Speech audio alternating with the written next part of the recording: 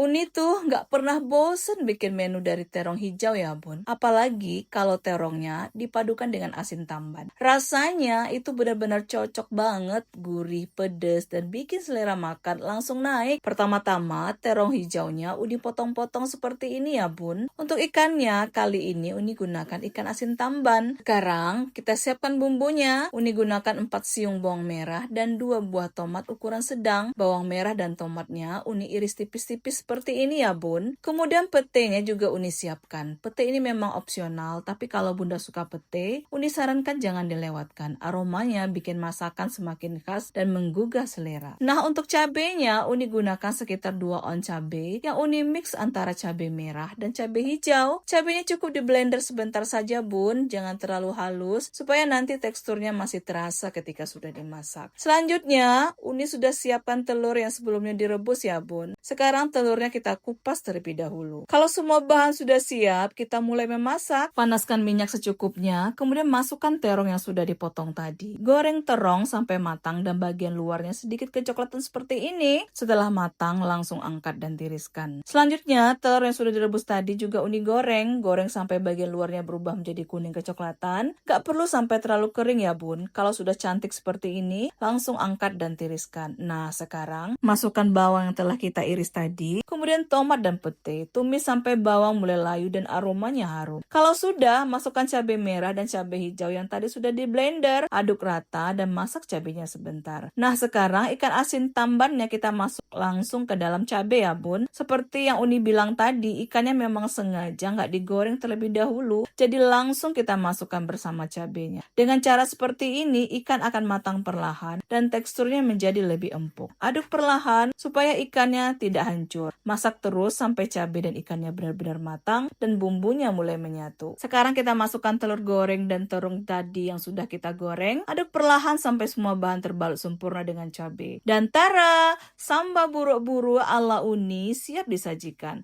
Lihat deh bun, terongnya lembut, telurnya gurih, ikan asin tambannya empuk, ditambah sambal cabai merah dan cabai hijau yang pedesnya bikin nagih. Menu seperti ini memang sederhana banget, bahannya juga gampang, tapi soal rasa jangan ditanya. Apalagi kalau disajikan dengan nasi putih hangat, satu piring nasi rasanya nggak akan cukup. Kalau bunda suka dengan resep sederhana ini, jangan lupa direkuk ya bun. Selamat mencoba dan sampai jumpa di resep Uni berikutnya.